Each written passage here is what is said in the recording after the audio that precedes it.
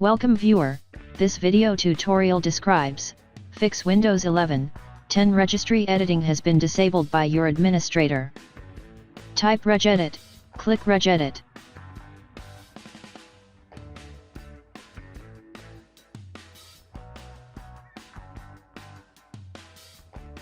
Type gpedit.msc, click gpedit.msc.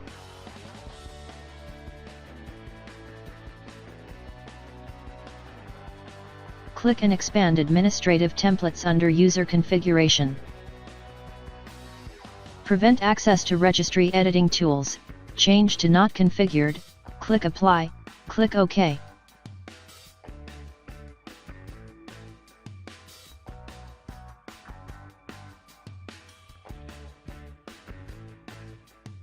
I hope this tutorial helps to you.